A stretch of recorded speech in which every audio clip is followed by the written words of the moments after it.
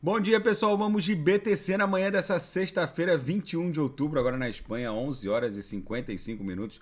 No Brasil, 6h55 da manhã. Gente, antes de analisar a BTC aqui no gráfico diário, que segue dando vigência a essa cunha triangular, eu queria falar do DXY, que está aprontando aqui uma movimentação muito selvagem.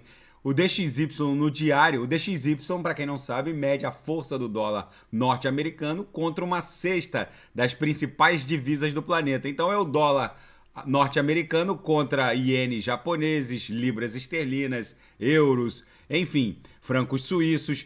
Esse índice ele goza de uma relação movimentacional de inversão com a BTC. Quando ele sobe, a BTC cai e vice-versa. Quando ele cai, a BTC sobe. Historicamente, eles guardam uma relação, o DXY e a BTC, uma relação movimentacional de inversão. E o DXY está desenhando uma cunha triangular. A última vez que ele fez isso, o movimento foi violento, desenhou uma cunha logo acima da nuvem e depois emburacou para baixo.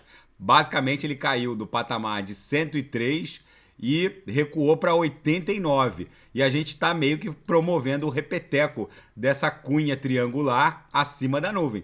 Toda cunha triangular pode explodir para cima ou para baixo. Mas como a gente esticou demais, e se a gente colocar em perspectiva, botar o DXY aqui no semanal, a gente vai perceber que o DXY está visitando patamares andinos, lá da crise. Olha aqui, ó. Olha quando o DXY visitou esse patamar. Foi logo após 11 de setembro. Ó. Aqui a gente está em fevereiro de 2002. 11 de setembro foi aqui, ó, quando as torres gêmeas foram atacadas. Eles tiveram que levar o DXY para um patamar andino justamente para poder conter a crise que se sucedeu. Na verdade, o mundo foi reescrito depois de 11 de setembro. E acabou que depois desse patamar andino a gente veio buscar algo em torno de 70. O DXY está visitando esse patamar, que é acima de 110, e é muito provável que depois dessa bela esticada, esse triângulo aqui volte a emburacar e buscar a nuvem e visitar um patamar até abaixo de 102, 103. Vamos ver como o DXY vai se comportar. E outro gráfico muito interessante é o gráfico da BTC no semanal, que está dando conta de um claro arrefecimento no semanal. E outra, eu acho que a gente está desenhando um W aqui no semanal. Fora o fato de que o corpo real desse candle aqui, que a gente está desenhando, cujo desenho acaba agora no próximo domingo, de domingo para segunda, em algumas horas, na virada da VWAP de domingo para segunda, a gente muito provavelmente deve começar o desenho de um corpo real comprador de retorno aqui para a VWAP anual, que segue ali fixada próxima de 26 mil, entre 25 e 26 mil dólares. O squeeze está dando conta de um claro arrefecimento desse ímpeto vendedor, que foi muito brutal, visitou quadrantes aqui negativados ao extremo, ou seja, isso aqui já está mais do que na hora de criar uma bela amplitude ondulacional compradora. De repente, uma como essa aqui, ó, que levou a BTC, essa, né? Essa aqui levou a BTC para o all-time high em 69 mil. Os outros indicadores também dão conta de que esse fundo talvez já tenha se verificado. Olha aqui a exponencial curta e lenta no MACD, ambas migrando para a banda superior da métrica. No diário segue o mesmo cenário, o nosso cume aqui, o bico dessa figura triangular aqui, muito provavelmente vai ter que explodir para buscar esse cumezinho aqui, que foi o último teste da aresta superior dessa cunha triangular que está se formando. Então, quando a gente explodir, é provável que nesse cumezinho aqui a gente faça uma sub-onda 2 para ir atingir o alvo da nossa onda 3 em 30 mil dólares. Na projeção, a nebulosidade no diário permanece avermelhada, mas também não está ganhando espessura, o que indica que os vendedores estão claramente perdendo fôlego. No intraday, a BTC está absolutamente didática, ela rasgou aqui, ameaçou perder a lower, eu dei um sinalzinho agora que já está praticamente fechado, já vai fechar, e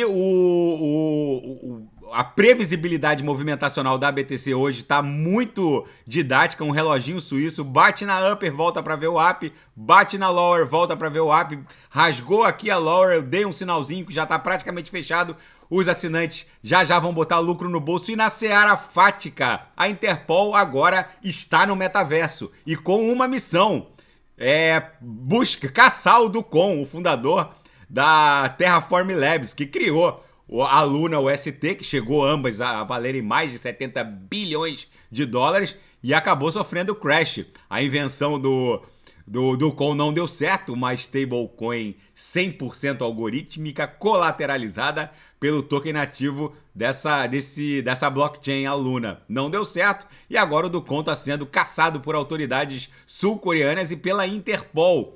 E o bilionário Mike Novogratz afirma que um catalisador, na verdade alguns catalisadores, mas um especificamente vai lançar BTC e Ethereum para fora do mercado de ursos. E qual seria esse catalisador?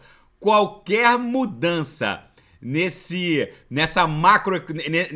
viés hawkish da macroeconomia vai fazer com que o M2, né, que é a base monetária, o Money Measure, exploda novamente e muito provavelmente a gente nunca mais vai ver a BTC abaixo de 6 dígitos ou abaixo de 100 mil dólares. Segundo ele, é um vulcão se preparando para uma erupção e o pavimento dos institucionais tá rolando. Segundo ele, é inacreditável a quantidade de dinheiro que Citadel, JP Morgan, Bank of New York, agora o Bank of New York Mellon também entrou no mundo cripto, BlackRock e os maiores players das finanças tradicionais vêm fazendo aportes recorrentes na casa de 5 bilhões de dólares por trimestre nos últimos 3 trimestres. Eles não param de aportar e isso só vai aumentar exponencialmente. E o CEO da FTX fala de regulamentação das DeFis e irrita investidores. Segundo o Bankman-Friedman, o Friedman falou que os órgãos reguladores deviam voltar os seus olhares para as DeFis e enquadrá-las. Isso irritou a comunidade. O BitBoy, um youtuber americano, foi pro ar e soltou o verbo dizendo que o Friedman só tem olhos para a FTX e para as CeFis e para o próprio umbigo, ou seja, agora virou cada um, na verdade, com esse viés regulatório que está se desdobrando, cada um quer puxar a sardinha para o próprio lado. E na seara geopolítica internacional, a OTAN acelera as transferências de armas para a Ucrânia para se preparar para a guerra do inverno. Um duro inverno está chegando na Europa e é muito provável que essa crise energética da Europa coloque e escale esse conflito para novos patamares, já que é bem provável que a Europa anglo-saxônica, principalmente a Alemanha, norte da França, Bélgica, Dinamarca, sofram muito com esse inverno. A população, inclusive, está indo para a rua questionando os seus líderes sobre o quão moral seria ficar ajudando a Ucrânia, levando o preço das commodities energéticas para a lua, e o povo sentindo frio na Alemanha, na França, na Bélgica, na Dinamarca. Será que essa guerra é realmente moralmente aceitável? Impor todo esse flagelo aos europeus para ajudar um país que ainda tem questões não resolvidas da era ainda soviética? Vamos ver como isso vai se desdobrar. Só lembrando, o povo europeu está começando a ir para a rua questionando os seus líderes sobre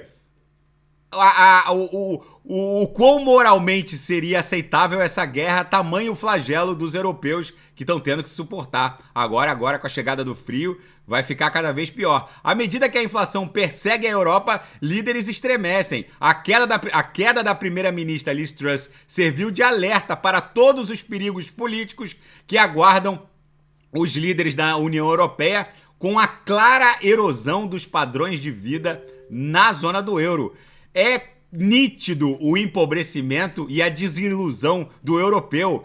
Empresários de todos os setores com os quais eu converso e tenho relação aqui em Marbella, eles são todos unânimes. Eles dizem que nunca viram nada parecido, desde taxa de juros para financiar um carro ou um imóvel, até as coisas mais básicas ninguém mais sabe o preço de nada, é a latinização da Europa. E o Irã está treinando pilotos de drones russos na Crimeia.